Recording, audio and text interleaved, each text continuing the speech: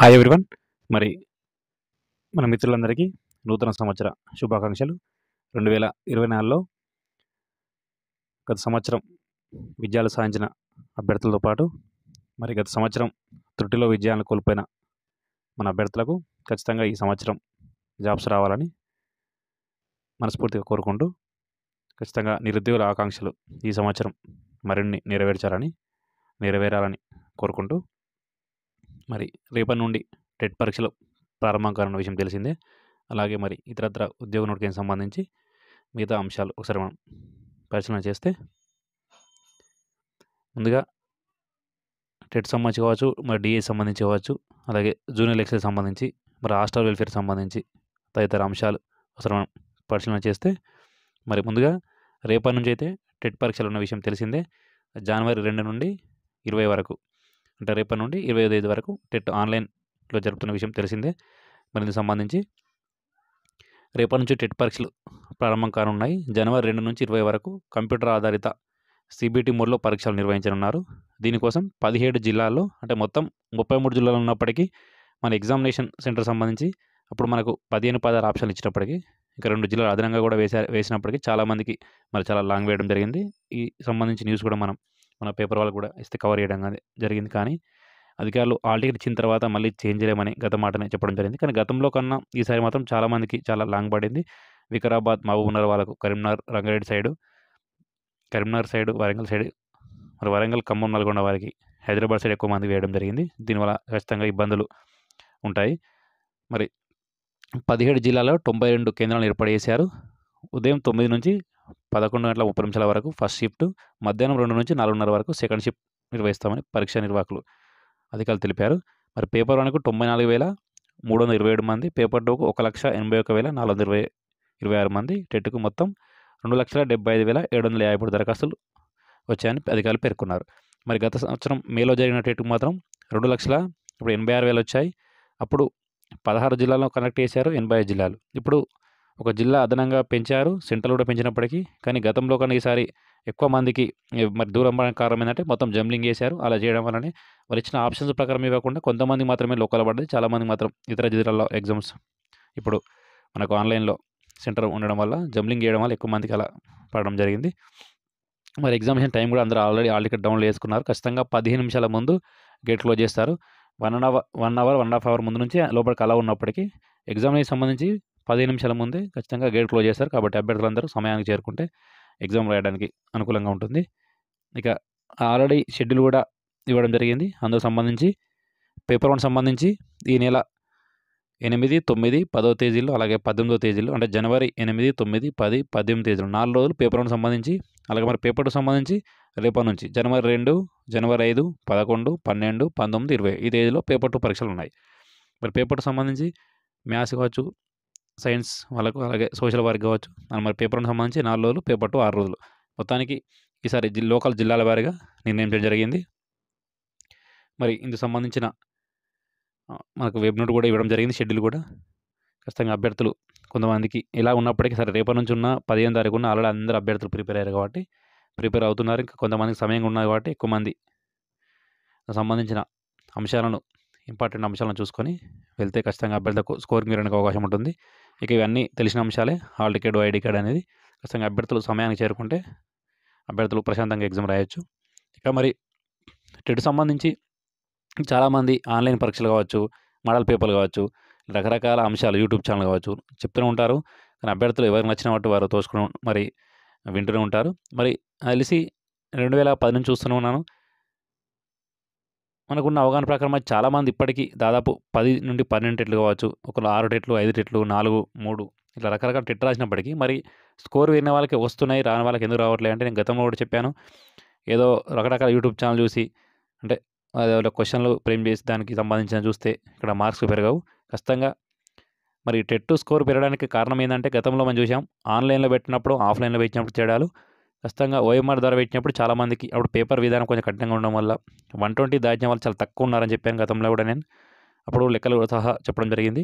ఇప్పుడు ఉమ్మడి జిల్లా అయినప్పటికీ, కొత్త జిల్లా అయినప్పటికీ ప్రతి జిల్లాలో కూడా కేవలం 10 నుంచి 20 మంది మాత్రమే 120 దాటేది. కానీ మొన్న మేలో జరిగిన టెట్ మాత్రం డిఎస్సి ముందు జరిగిన టెట్లో టెట్ ఆన్లైన్ పెట్టడం వల్ల పేపర్ ఈజీగా ఉండడం వల్ల పేపర్ 1 సంబంధించి కావచ్చు, పేపర్ 2 కూడా గతంలో కన్నా ఎక్కువ పర్సెంట్ వచ్చినప్పటికీ చాలామంది కూడా స్కోర్ పెరిగింది పేపర్ 2లో. మరి ఆ పెరగడం కారణం అంటే ఖచ్చితంగా ఆన్లైన్ విధానం వల్ల పేపర్ కఠినత తగ్గి గతంలో కంటే ఖచ్చితంగా తగ్గిందని చెప్పొచ్చు. అది పేపర్ 1 అయినా పేపర్ 2 అయినా గతంలో కంటే కొంచెం క్వెషన్ ఫ్రేమ్ అంటే ఎక్కువ సెషన్లు కాబట్టి కొంచెం కఠినత తగ్గడం వల్ల ఖచ్చితంగా పేపర్ 1లో చాలామందికి మార్కులు పెరిగాయి. మరి ఖచ్చితంగా ఈసారి కూడా ఎట్టి పరిస్థితుల్లో కూడా పేపర్ కొంచెం అలానే ఉండడానికి ఎక్కువ అవకాశం ఉంది. ఎందుకంటే హార్డ్గా తయారడానికి వీలు ఉండదు. ఎందుకంటే దాదాపు పేపర్ 1 4 రోజులు 8 షిఫ్ట్లు కాబట్టి, అలాగే పేపర్ 2 కూడా 6 రోజులు కాబట్టి, అంటే ఒక్కొక్కటి అందులో సైన్స్, సోషల్ 3 రోజులకు సంబంధించి కాబట్టి 6 సెషన్లు కాబట్టి ఖచ్చితంగా మొత్తం హార్డ్ ఇవ్వడానికి వీలు ఉండదు కాబట్టి ఖచ్చితంగా గతంలో కంటే మళ్ళీ అంటే సేమ్ మొన్న ఆన్లైన్లో ఎలా వచ్చిందో అలానే రావడానికి అవకాశం ఉంటుంది. అంటే అలా ఉండడం వల్ల ఏంటంటే కొంచెం అడ్వాంటేజ్ ఖచ్చితంగా స్కోరింగ్ పెంచుకోవడానికి అవకాశం ఉంటుంది. మరి చాలామందికి ఈ 125, 130, 140 వచ్చిన వాళ్ళకు కారణం ఖచ్చితంగా అలా పెద్దగా ఆలోచన అవసరం లేదు. ఖచ్చితంగా వారికి ఇంగ్లీష్ బ్యాక్గ్రౌండ్ కావచ్చు, అంటే ఇంగ్లీష్ సంబంధించి స్కోరింగ్ సబ్జెక్ట్ కావచ్చు, మ్యాథ్స్ కావచ్చు, బైక్పై రావడం వల్ల సాధ్యమవుతుంది. అంటే బైక్ అంటే 30 మార్క్స్కు మినిమం 20+, 25+ ఉన్న వారికి ఖచ్చితంగా అది 140 ఉంటుంది. ఖచ్చితంగా మరి కొంతమంది ఇంగ్లీషు వీక్ ఉన్నవారు, మ్యాథ్స్ వీక్ ఉన్నవారు కూడా ఉంటారు. అందులో నేను చెప్పేది ఏంటంటే ఖచ్చితంగా ఇంగ్లీష్ ఎవరైతే వీక్ ఉన్నారో ఖచ్చితంగా ఇంగ్లీషు సంబంధించి మినిమం 10-15 మార్క్స్ ఖచ్చితంగా వస్తాయి. దాని గురించి ఎక్కువ ఆలోచించిన అవసరం లేదు. మనకు వచ్చిన సబ్జెక్టులు ఏమున్నాయో అవి బాగా చూసుకుంటే సరిపోతుంది. అంతేగాని అన్ని సబ్జెక్టులు చూసుకుంటే కొందరు రాని సబ్జెక్టులో అలా వెనుకబడి మళ్ళీ వచ్చే మార్కులు పోతాయి కాబట్టి ఖచ్చితంగా మనం ఇచ్చే సలహా ఏంటంటే సైకాలజీ కావచ్చు, తెలుగు, ఈవీఎస్ ఇవైతే అందరికీ వచ్చే సబ్జెక్టులు కాబట్టి ఇందులో మినిమం అన్నిటికీ 25+ తెచ్చుకునే విధంగానే చదవచ్చు మనం. 8th క్లాస్ లోపు పేపర్ 1 సంబంధించి 9th, 10th అవసరమే లేదు. చాలామంది చెప్తారు 10th వరకు చదవాలని. అసలు నాకు తెలిసి 10th క్లాస్ డిఎస్సి కూడా అవసరమే లేదు. 10th క్లాస్ చదవడం, 9th, 10th వచ్చే 1 మార్క్ 2 మార్కులకు చదివితే మొత్తం అయిపోయి 8th వరకు పర్ఫెక్ట్ ఉంటే ఒక 2 చూసుకుంటే సరిపోతుంది. కానీ ఉన్న 8th వరకు పర్ఫెక్ట్ ఉంటే అందులోనే 95% సిలబస్ కవర్ అవుతుంది. చాలామంది 10th కూడా చూసుకోవాలని చెప్తారు. నాకు తెలిసి అయితే 9th, 10th పెద్ద ఫోకస్ చేయని అవసరం లేదు. 8th వరకు పర్ఫెక్ట్ ఉంటే సరిపోతుంది. ఎందుకంటే వచ్చిన దానికెళ్ళి బిట్స్ పోకుంటే ఖచ్చితంగా 95% స్కోర్ వస్తుంది అందులోనే. దానివల్ల మనం పక్కకు పెట్టి 9th, 10th అవుతే వచ్చిన బిట్స్ కూడా అవుతాయి కాబట్టి 8th వరకు పర్ఫెక్ట్ అయితే ఖచ్చితంగా సరిపోతుంది. టెట్ అయినప్పటికీ, డిఎస్ అయినప్పటికీ మ్యాక్సిమం ఎస్జిటికి 9th వరకే, 8th లోపే ఇస్తారు. మన డిఎస్లో కూడా చూసాం. గత డిఎస్సి కావచ్చు, ఇప్పుడు కావచ్చు 9th, 10th తక్కువ ఇస్తారు. ఏమున్నా మ్యాథ్స్ ఒక 2 ప్రశ్నలు, సైన్స్, సోషల్ ఇస్తారు. ఇక టెట్ సంబంధించి అయితే 95%, 95-98% పేపర్కి సంబంధించి 8th క్లాస్ లోపే ఇస్తారు.